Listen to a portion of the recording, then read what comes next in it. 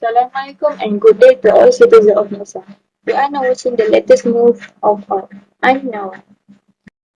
Hi, I am Fatihah. I am Noramalia. I am Nurdafinah, your news readers for today.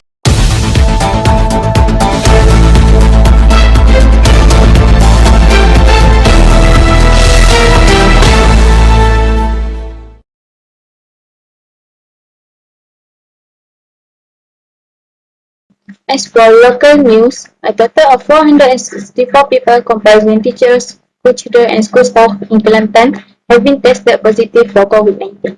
Kelantan Health Director Dr. Zainuddin said they were detected in a series of screen tests conducted between April 3rd and 16th. He said the group was from various primary and secondary schools in the state. The 464 were from schools located in the 10 districts in Kelantan, with 189 of them from Kota Baru, Tumpat 130, Tanah Merah 55, while the remaining were from 7 other districts.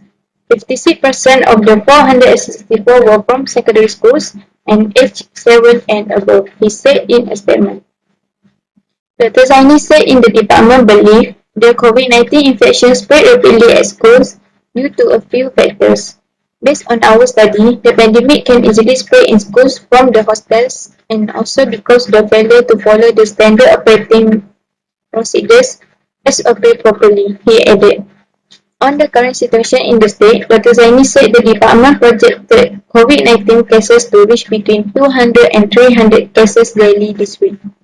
This is based on the increase of new clusters recorded of late as well as the increase in the cases at schools and workplaces, he added more.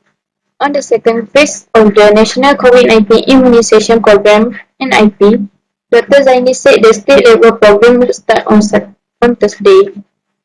He said the department is expected to open 3 community vaccination centres (PPV) in Pasir Mas, Pasir Puteh and Kota Baru.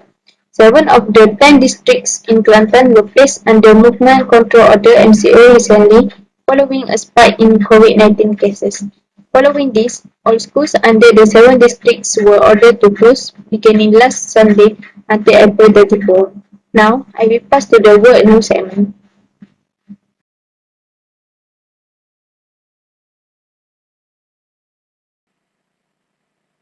For the world news, Indonesia race against time to locate missing submarine as its oxygen will run out on Saturday on 24 April 2021. The Indonesian Navy is racing against time to rescue 53 personnel trapped inside a missing submarine as a military official warned the vessel will run out of oxygen by early Saturday on 24 April 2021. According to the Chief of Staff of the Indonesian Navy, Admiral Judo Margono, based on the calculations from the vessel lost contact during a military exercise on Wednesday, the submarine has oxygen for 72 hours during a power blackout and it is estimated to last only until 3 a.m. on Saturday. They added there was some hope as the search party had detected a strong magnetic field at about 50 to 100 meters depth, but the object emitting it has not yet been identified. The German-made KRI Nanggala 402 went missing on Wednesday after asking for permissions to dive at 3 a.m. local time before losing contact. It was reported that the submarine had just fired 2 torpedoes, one with real ammunition and another with a practice warhead as part of training exercise in the Bali Strait. An oil spill was then discovered near the vessel's last known position. That's all from the World News segment.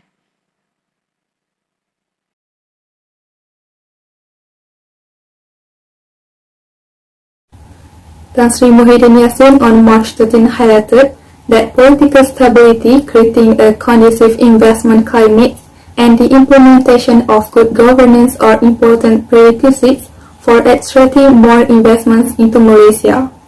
The Prime Minister said Malaysia could not afford to lag behind in the process of reviving the world economy and attracting more foreign investors as it steps up efforts to revitalize economic growth and create jobs and business opportunities for the people. When opening the 49th Gerakan National Delegates Conference virtually at Menara PJRM, Tan Sri Muhyiddin said that Perikatan Nasional (PN) plays an important role in creating political stability, preserving harmony and unity among the various places in a complex society, and upholding the principle of good governance and rule of law. He added that these are among the important factors which will attract more investors to place their capital in this country because they feel more confident that their investments are safe and guaranteed. The PN chairman also reiterated the government's commitment to safeguard the people's interests, stressing that measures taken in the wake of the COVID-19 pandemic were to protect them from this unprecedented crisis and were not politically motivated. This included putting into practice the principle of a prihatin rakyat government with the implementation of economic stimulus packages with 320 billion ringgit in the past 1 year to safeguard the people's welfare and ensure business continuity. He also added that this is the continuing commitment of the Perikatan Nasional Government implemented now and in the future. Muhyiddin also urged members of PN component parties to reach out to the people and extend aid provided by the government to help those in need.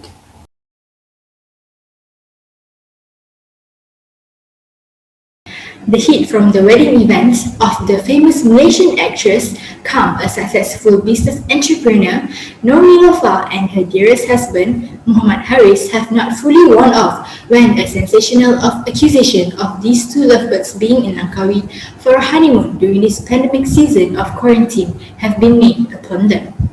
Pictures of them arriving Langkawi's airport station was uploaded in Twitter had caused dissatisfaction of most netizens.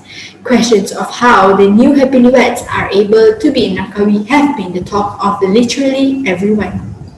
Soon after, the mystery resolves by Nilofar herself, making a public statement that they went to Langkawi for business purposes with a famous franchise partner, Chatan. Menjadi visual impact daripada public. Okay, malam kita dikhawatirkan untuk buka lebih daripada 1 jam pun. Dan terima kasih juga lah untuk anda semua yang mengatakan saya makin tinggal yang memberikan rezeki kepada saya. The group managing director of Chatan Malaysia, Ali, also made a statement of notice, proving with a supporting document saying that the couples were having work visits to 3 locations at the North Zone, which are at Sungai Petani and Langkawi Kedah and Kangar Perlis. Meanwhile, the Deputy Chief of Brickfields District Police, Superintendent Basri Sagoni, too played a role in verifying the authorization form that was made from his side and signed by the Police Chief of Sri Hartamas Police Station. Due to this circumstance and to stop the murmurs of the public, police officers decide to tighten the rule of cross-country, while whoever that wants to cross-country shall have to submit a full list of activities and programs along with the supporting documents for how long as they will be away from their respective homes. However, this rather foolish act of Nilofar that she had pulled made many of the people cursed on her for causing such a scenario that contributes to the tightness of movement control order. This, in result, caused numerous of replies and hate comments with full resentment regarding this issue. That is all for now from the entertainment segment, which now marks the end of our news report. I'm Nawal Alia Osman.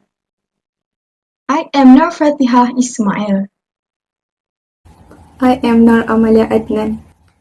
I am Nurdafinah Lukman. Best regards, stay tuned with us for more exciting news update. Bye bye.